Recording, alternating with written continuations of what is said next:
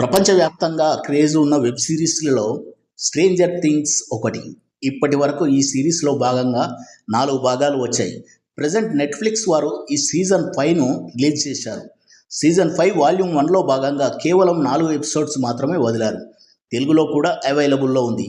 ఈ series release అయిన వెంటనే నెట్ఫ్లిక్స్ సర్వర్లు డౌన్ అయ్యి క్రాష్ అయ్యాయంటే దీనికి ఉన్న క్రేజ్ ఏంటో తెలిసిపోతుంది.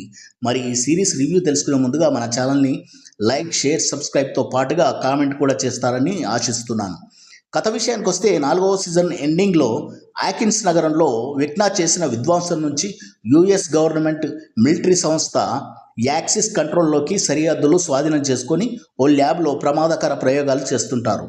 అప్పుడు కథ 1987లో జరుగుతుంది. మరోపక్క వెక్నా తిరిగి వచ్చే సమయం ఆసన్నం అవడంతో నాన్సీ, మైక్, విల్ తమ ప్రణాళికలను రచించుకుంటుండగా మరోపక్క నాన్సీ చెల్లెలు హాలీ వీలర్ వెక్నాకు మరో రూపమైన హెన్రీ చేత ట్రాప్ చేయబడుతుంది.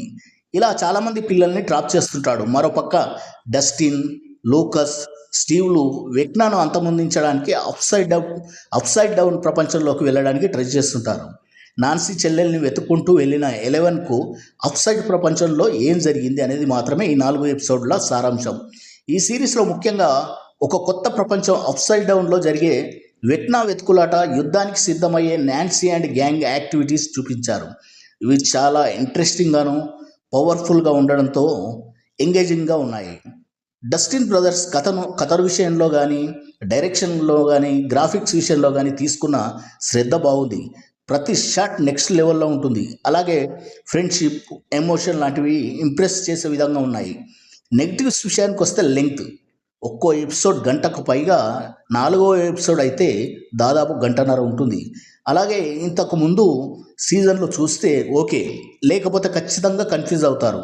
అన్ని సీజన్లు చూస్తేనే కథను ఎంజాయ్ చేస్తారు. టెక్నికల్గా బ్రిలియంట్గా ఉంది. కెమెరా పనితనం నెక్స్ట్ లెవెల్లో ఉంది. ఈ సిరీస్కు main asset music director BGM work అదిరిపోయింది. థ్రిల్కు గురి చేస్తుంది. ఓవరాల్గా 4 ఎపిసోడ్స్ సుమారు 4 గంటలున్న ఈ సీజన్లో వాల్యూమ్ 1లో అదరగొట్టింది. నాకైతే నచ్చింది. నా పరంగా ఈ సిరీస్కి నేను ఇచ్చే రేటింగ్ 3.52/5. ఇది కేవలం నా వ్యక్తిగత అభిప్రాయం మాత్రమే. మరొక రివ్యూలో మళ్ళీ కలుద్దాం. జై హింద్.